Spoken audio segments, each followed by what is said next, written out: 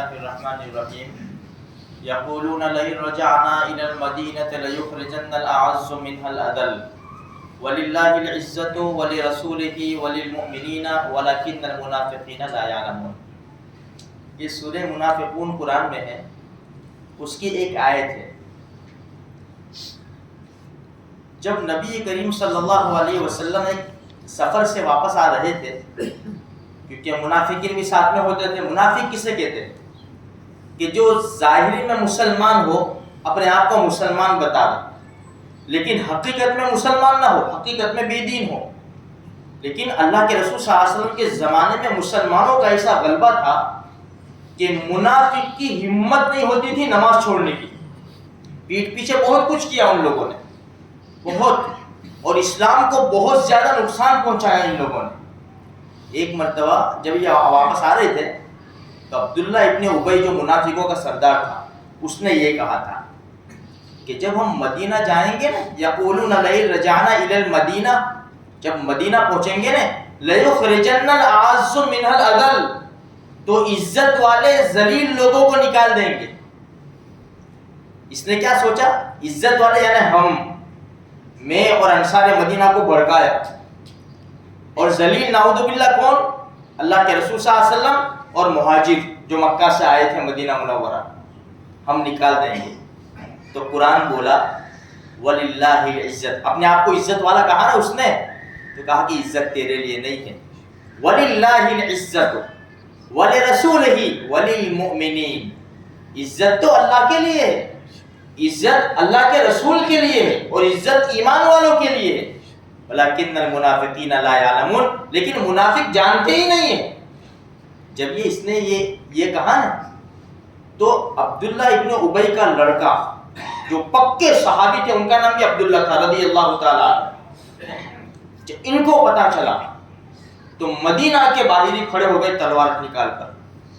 جب باپ کی سواری آئی نا، تو سواری کی لگام پکڑ لی اور باپ سے کہا، باپ سے، اس کو کہتے ہیں نبی کی عزت، اس کو کہتے ہیں اسلام کی محبت. میرے بھائیوں، کہ اسلام کے خاطر اور نبی کے خاطر ہر چیز قربان دی جا سکتی ہے، اور جو کچھ کرنا ہو کر سکتے ہیں.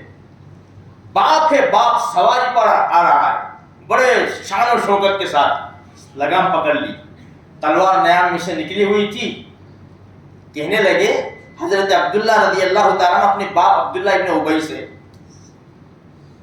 تو ایسا کہ میں ذلیل اور محمد صلی اللہ علیہ وسلم عزت والے، ایسا بول، ورنہ اسی تلوار سے تیری گردن ماروں گا میں. میرے نبی کو ذلیل کہہ رہا ہے. تو لوگوں نے کہا بھی کیا؟ اس نے کہا بیٹا نہیں، بول تو پہلے کہ محمد صلی اللہ علیہ وسلم عزت والے اور میں ذلیل.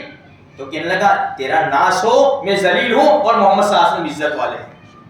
مجبور کیا. مسلمان کی یہ شان ہے، اور آج مسلمان مجبور ہے، غیر اس کو مجبور کر رہا ہے کفر کے اوپر، شرک کے اوپر، نافرمانی اور معصیت کے اوپر، اور یہ مجبور ہو کر کام کر رہا ہے.